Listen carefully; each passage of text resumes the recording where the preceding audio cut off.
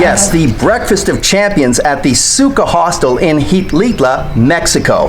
Hi, I'm Matt, and welcome to this edition of Borders on Budgets. On this episode, we're going to leave the Sierra Gorda Biosphere and head to Pachuca, Mexico. It'll be a long day on the buses, hence the extra sugar.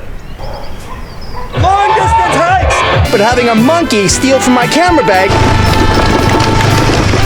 a kayak with an inexperienced kayaker. Borders on Budgets. This is an unusually shaped building in the center of Xilitla. Now a restaurant, this house was the home of artist and philanthropist Edward James for over 40 years. It was James who, during a period of 4 decades after the Second World War, constructed the surrealist garden outside of Xilitla, and it is in the jungle where dozens of unusually shaped buildings are situated.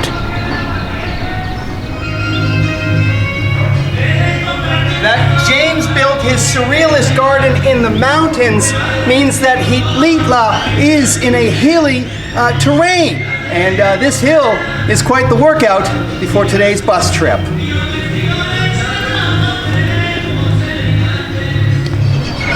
Remember, you can't spell Xilitla without the X. An unwanted passenger.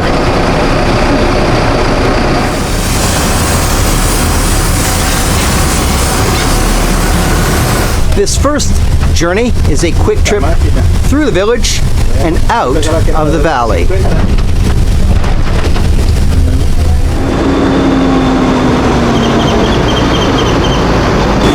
Well, that was an uneventful first leg, and that only took about 20 minutes. I'm going to wait at this intersection for ride number 2.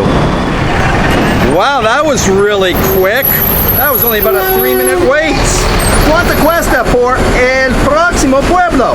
35. Fantástico. Aquí está el boleto. Ah, gracias. This bus has come so quickly, I didn't even have time to learn the name of the next town, which is Tamazunchale. That's a mouthful. This ride to Tamazunchale is about 45 minutes or 30 kilometers.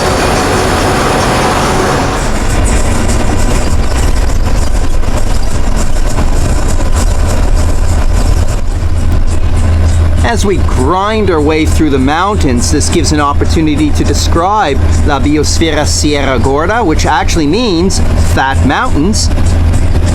Located a few hours north of Mexico City, the biosphere, because of its size at over 4,000 square kilometers, contains numerous plants and animals, besides possessing a different geographical landscape and climate patterns.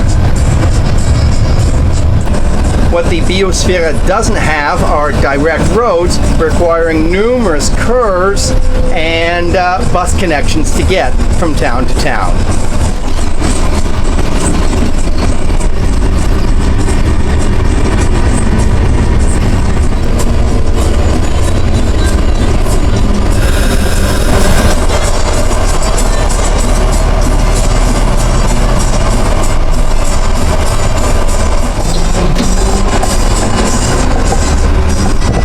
Not bad, as expected, an hour and a half from Xilitla to Tamazunchale.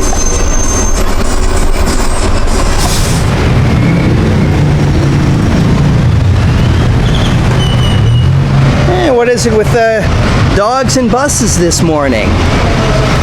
Xilitla. Sería a las 11:30. Dura aproximadamente el viaje 5 horas. El costo es 279 pesos. Aquí! There you go. So the information so far has been correct. The next bus will be in about 15 minutes. The price to get out of the biosphere is about 14 American dollars. The only thing that was incorrect is the length of time. It will be 5 hours on leg number 3. I was told it was 3 hours. However, well, I've got a minute at the depot. Here's a clever public service announcement. Don't throw rocks at a moving bus, otherwise you'll end up in jail. 5 hours to Xilitla. I just learned how to pronounce that village. No sooner did I learn how to pronounce Tamazunchule. That's it. Anyway, I don't know how much I'll be able to film from the bus given how sterile it is. So if we get an opportunity along the route, yeah, I'll take some shots.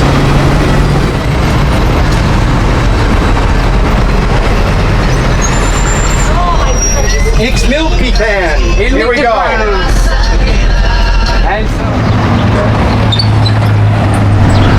Yakala? Okay, great, gracias. Yeah, there it is, the pronunciation of the town, Yakala. I go to place as any to stretch my legs. According to the clock, it's been 2.5 hours since leaving Tamazunchule. Well, considering how the bus is parked outside of a restaurant and there are all these other food carts around in the Zocalo, I have more than enough options to get something to eat, but I ain't hungry. And I ain't hungry because I keep on forgetting how often long-distance bus travel in Mexico goes through these windy, curvy, sometimes dangerous roads. And, well, it doesn't do my stomach any good to be tossing and turning for hours upon hours.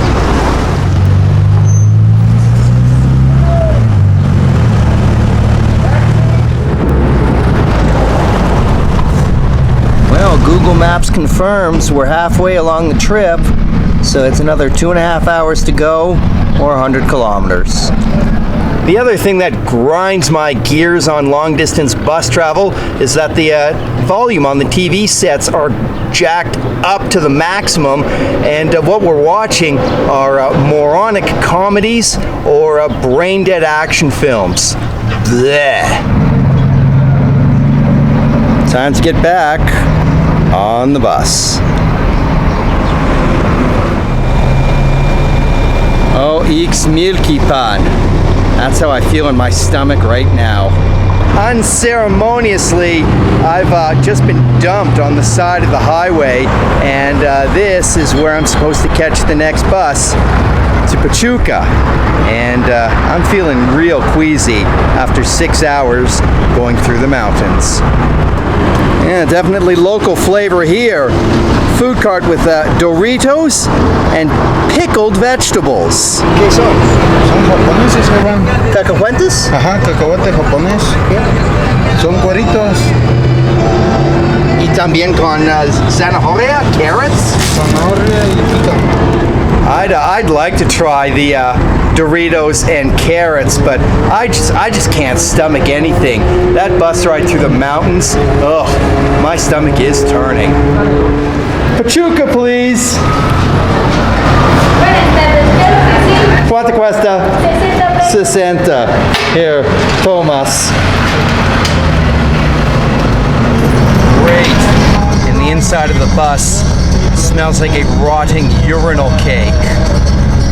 An hour to go before reaching Pachuca.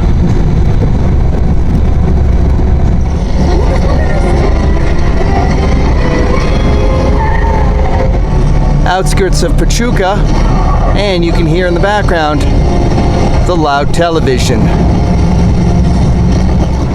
Perhaps it is appropriate this story is ending in an empty wing of a bus terminal, because I'm feeling kind of empty and drab myself after that grueling 10 hours over 300 kilometers. This has been another edition of Borders on Budgets. A reminder, Borders on Budgets, local people, natural sounds, not a lot of money. From an empty wing at the Pachuca bus terminal, thank you for tuning in, and I look forward to seeing you on the next episode. And they've got stop in English. Oh, okay. Well, he didn't stop. And the crossing looks safe. Okay, not bad. Now that I've had a chance to check into the quiet Casa Alí hostel in Pachuca and as has also been prepared for me this pot of pineapple cinnamon tea, I've had a chance to reflect as to perhaps why my stomach might be a little upset, more to do than the 10 hours of bus travel, but rather the second bowl of chocolate frosted sugar bombs that I had for breakfast this morning. Say, did you like this episode? Great. Help Borders on Budgets grow. Don't forget to subscribe to the channel, hit the like button, comment, and yes, please share the video with your friends.